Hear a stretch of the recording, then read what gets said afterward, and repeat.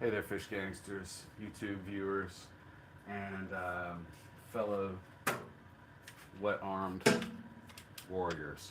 Jeremy Wright here with the Arkansas Planet Aquarium Club. Nice to see you again. What I'm doing today is getting back on a project that I started a few months ago.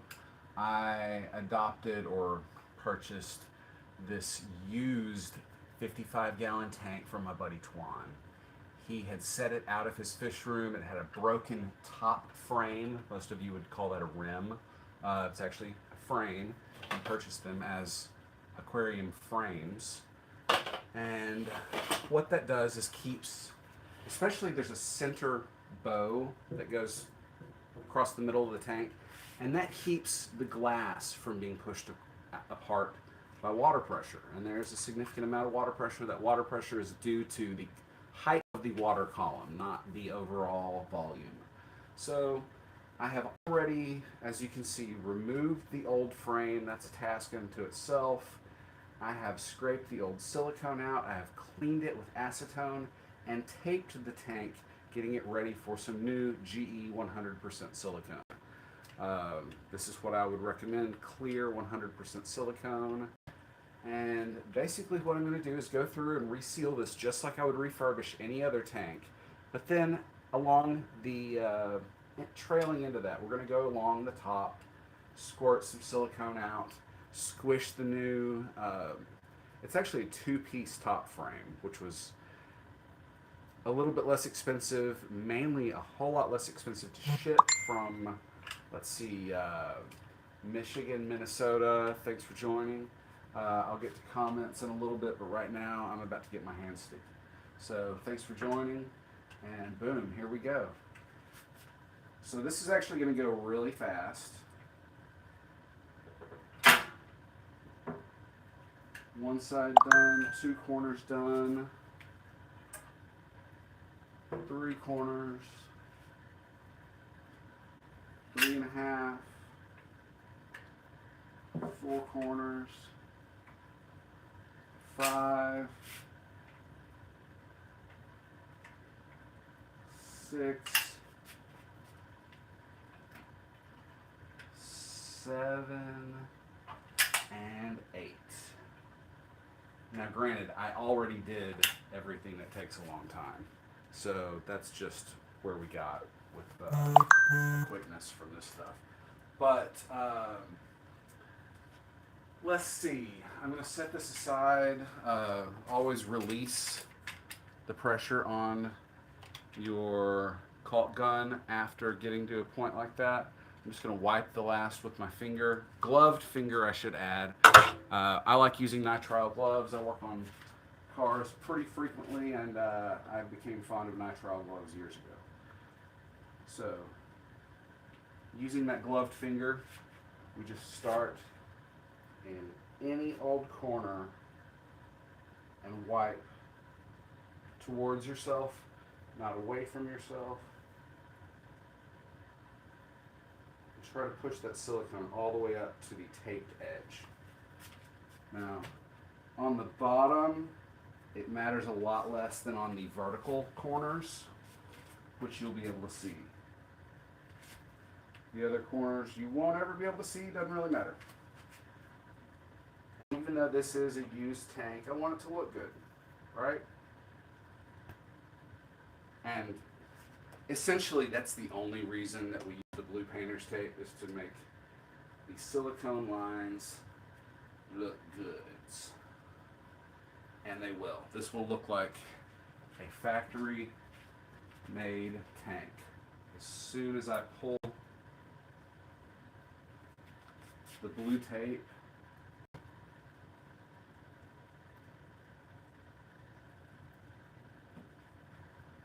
I would dare say almost all of my tanks are refurbished. That's how I get tanks, right? I don't go out and pay retail prices for them. I wait on somebody to say, hey, I got this broken tank I'm getting rid of. And I'm like, yeah, I'll buy that from you. Here's, 50 cents a gallon or something.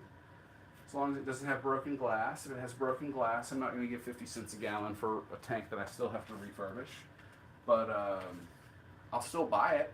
I just need to figure out what the price of that glass is, and then remove that from my 50 cent per gallon cost estimate, and see what I can work out. Now, on something that's like a 30-gallon tank, maybe it's not even worth it to go out and buy new glass to repair and refurb it. But on something like a 55, a 75, 120s, 115, 150-gallon tanks, it's generally worth it to repair them. So what I messed up on, though, didn't bring a tall trash can over here. That's something I usually have sitting right beside me when I start peeling tape. Give me just a second.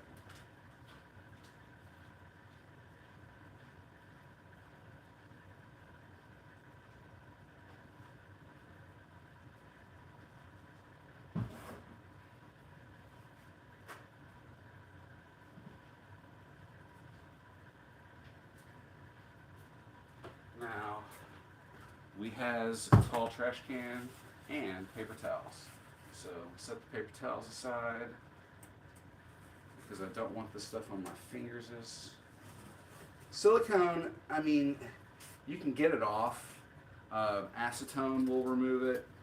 A lot of other things won't remove it, so be careful when it comes to getting fresh, wet silicone on your fingers. I already had a dirty glove.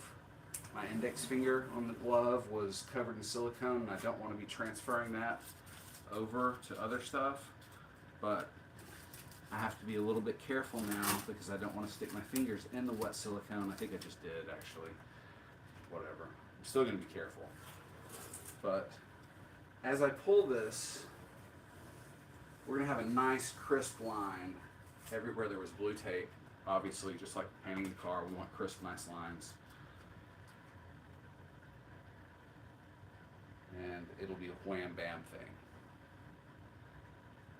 Sorry, you probably couldn't hear me very well. I'm talking down into a glass box, but we're getting there. Also, you might notice that that line is just below the lower frame or rim. Also, something I should point out, this tank had old school brown, faux wood grain print on the frames, the top and bottom rim. We're not doing that. We're going back with black. And the way I will address the lower frame not matching the new top frame is simply by scuffing this, wiping it clean with acetone, and painting, probably with something like Krylon Fusion, or maybe even a black epoxy paint. If I want to step it up, I'll probably use black epoxy, that would work better. But I'll probably want to get a satin finish so it will match the semi-gloss or satin will match that finish on the top frame, and then no one will notice that it was formerly a faux wood grain type thing. My family used to be in the TV and stereo manufacturing and selling business. We actually had one of the last U.S. manufactured television and stereo companies. That's for a totally different story. But one of the competitors had a label that we found that said genuine simulated wood grain veneer, and I will always remember that. That was just funny.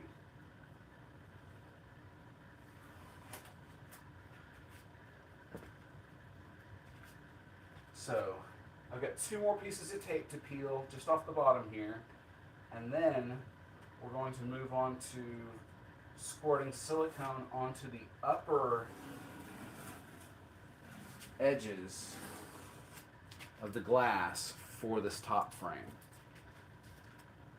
And I know it just looks like I'm walking around a tank peeling tape. That's exactly what I'm doing, but hey, you're the one watching the live stream. And thank you, by the way.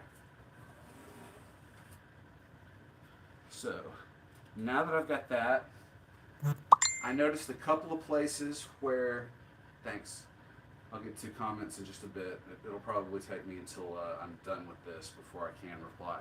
I'm going to go around there just a couple of places where I got a little bit heavy in that corner with the silicone. When I pulled the tape, there's just a little bit of a smear.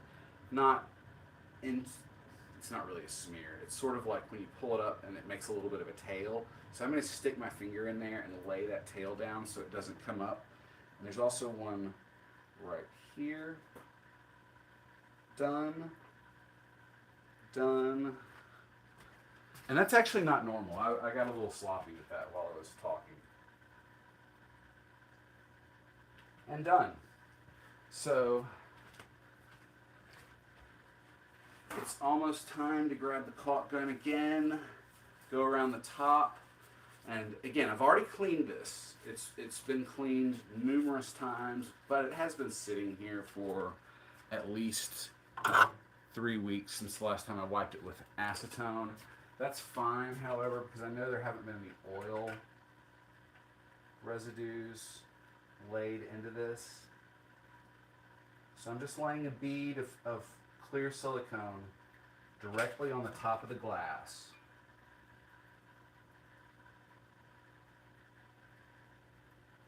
And for those of you who are interested in where to purchase aquarium frames over the edge, you'll have to look on the web, but I can't remember the full name of their company. They're located in Minnesota, I believe, and they do ship. They're a major producer of aquarium frames. So they only go up to about 16 inches in each dimension. So I couldn't get like a frame for my 150 gallon that had a broken lower piece of glass. So I have to remove the lower frame from that tank to repair it.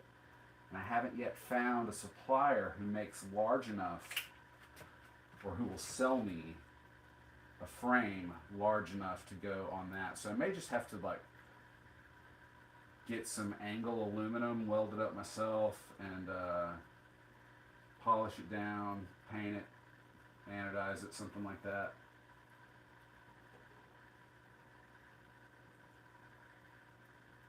So there we go. We got 2 of these top edges with silicone, going for the 3rd edge now. Definitely easier to work going towards you. If you're doing something like this, be careful. Don't drag your arm or your hand across this corner of the glass. It will slice you open, and it will do it so neatly and nicely that you won't know that you're hurt until you start seeing your blood drip down amongst yourself, or whatever you're working with. You don't want that. So basically, keep yourself off of these sharp glass corners. You will regret it. Not that it hurts a lot, you'll just regret it.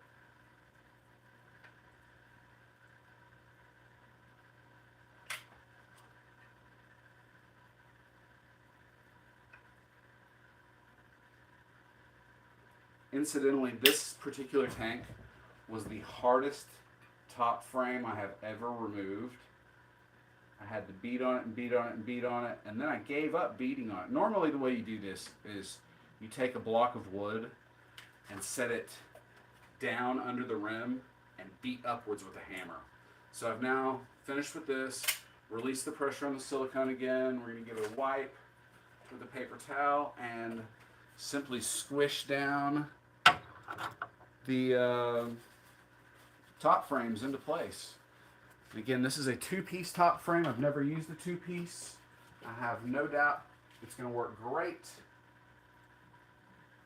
but I want it to go straight down and in. No smearing, no wiggling, just straight down and in.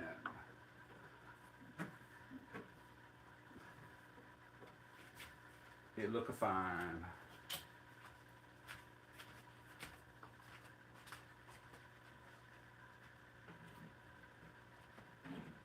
Again, just straight down and in.